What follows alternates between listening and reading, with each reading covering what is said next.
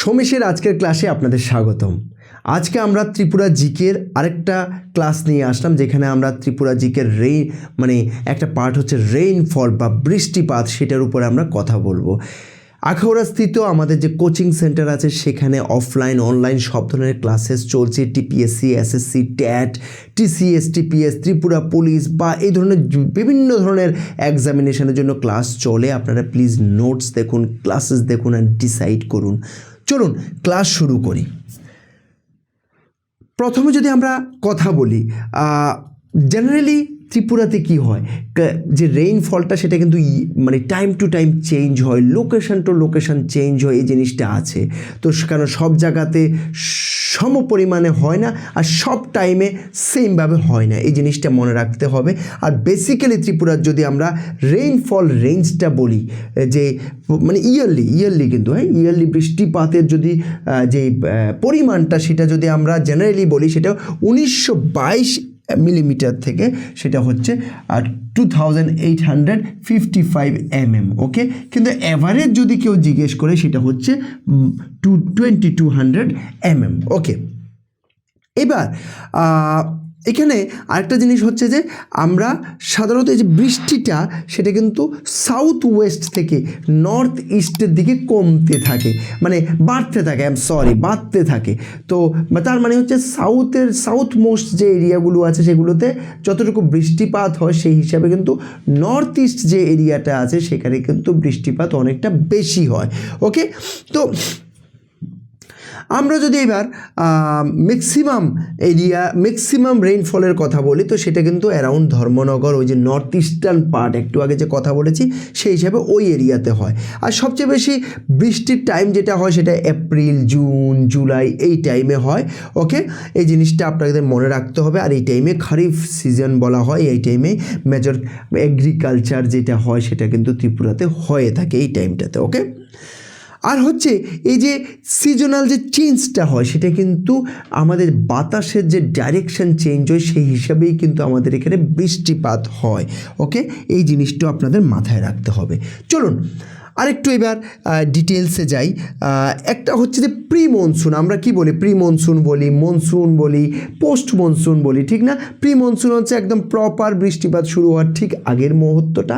Post monsoon তো আপনি বুঝে গেছেন, যে টাইমে একদম বৃষ্টিপাত হবে সেই টাইমটা। আর পোস্ট মনসুন হচ্ছে ঠিক শীতকাল আসার আগের টাইমটা। তো যে বেসিক্যালি আমরা যদি প্রি মনসুনের কথা বলি, যেটা হচ্ছে মার্চ থেকে মের মধ্যে, এই টাইমে কিন্তু 30% বৃষ্টিপাত ত্রিপুরাতে হয়।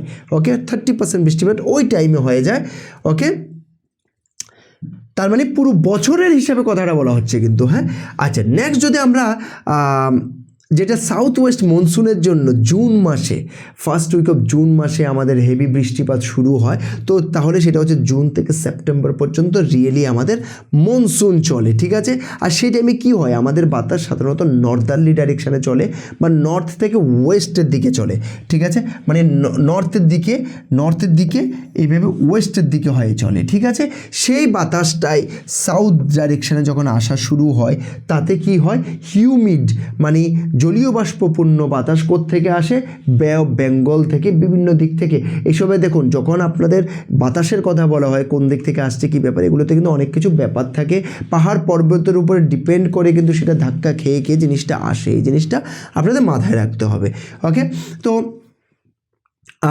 তো যখন সাউদার্লি ডাইরেকশানে আসে, তখন কিন্তু এই জিনিসটা, এই যে বৃষ্টিপাতটা প্রপারলি শুরু হয়। আর ওই টাইমে ইভেন এমনও হয় যে পুরো ত্রিপুরাতে 75% পুরো ক্লাউডে ঢাকা হয়ে যায়, এই ধরনেরও ব্যাপার হয়ে যায়। আর এই যে টাইমটা আছে, এতে প্রায় 1300 মিলিমিটার বৃষ্টি এই টাইমটাতেই হয়ে যায়, বুঝতে পারছেন? তার মানে 60% বৃষ্টি কিন্তু এই টাইমে হচ্ছে। আর যদি আমরা একদম জুন মাসের কথা বলি, একটা জুন মাসে কিন্তু 400 mm বৃষ্টিপাত হয়। ওকে, চলুন আর যদি পোস্ট মনসুনের কথা বলি, যেটা হচ্ছে অক্টোবর থেকে নভেম্বরের দিকে হয়, এই টাইমটাতে প্রায় বাকি যে 10% বৃষ্টিপাত, সেটা 10%-এর একটা পার্সেন্ট এই টাইমে বৃষ্টিপাত হয়।